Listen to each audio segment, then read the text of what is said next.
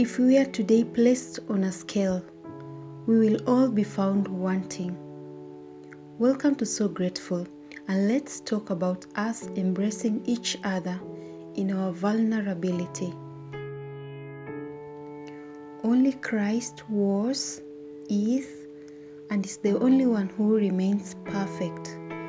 But for the rest of us, we have shortcomings. The scripture confirms that a righteous man falls down 7 times, but he rises up again. So our strength as human beings is to be able to humble ourselves enough to rise up each time we fall. It may not be easy, but it is possible. And if we are able to be kind to ourselves, then we are able to extend this kindness to other people too.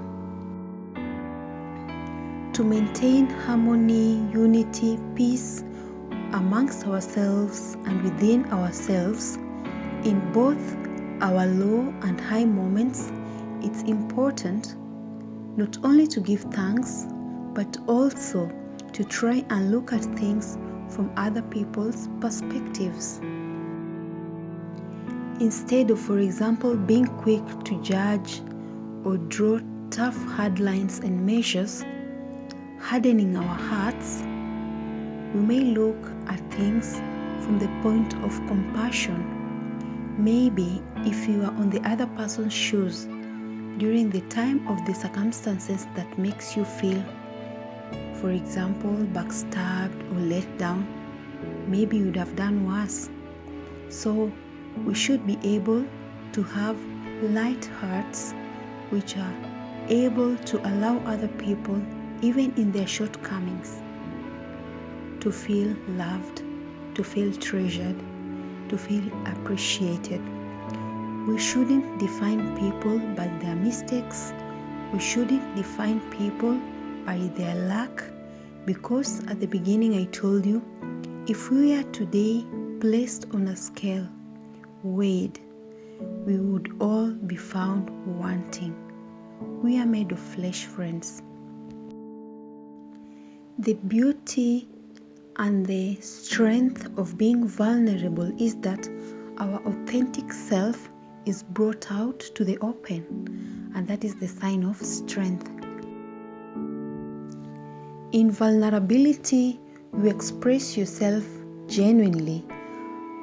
What you want, how you'd want it done, how you'd feel, what you're going through, what you expect from the other party.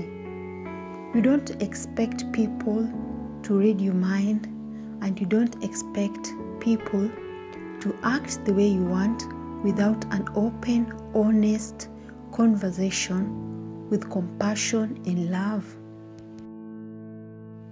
When you feel wounded, you are not striving to wound other people or those people around you, but you're finding ways to help people through your pain, that they may not go through the same pain, or that the pain may not worsen. So you join hands as a team and you work together in the process of healing.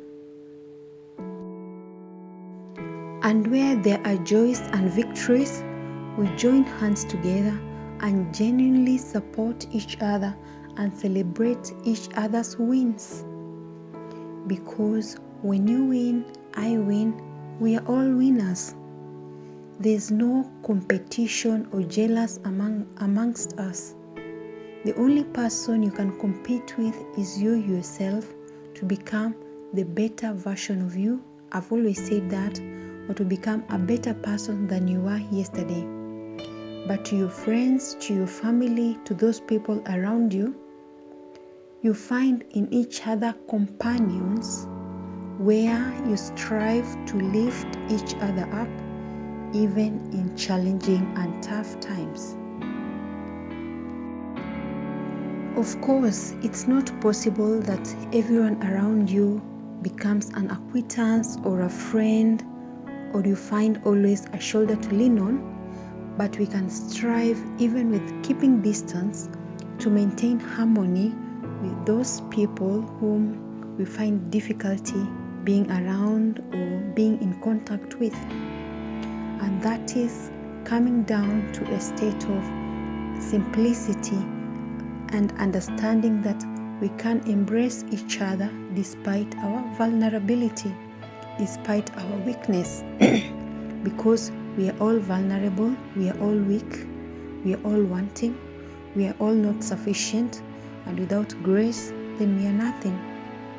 So we are not hard on other people, we are not hard on ourselves, but we try to embrace the blessings that come our way, the mercies that come to us each morning, praying that, oh dear Lord, teach us to number our days, that we may apply wisdom unto our hearts, that is Scripture.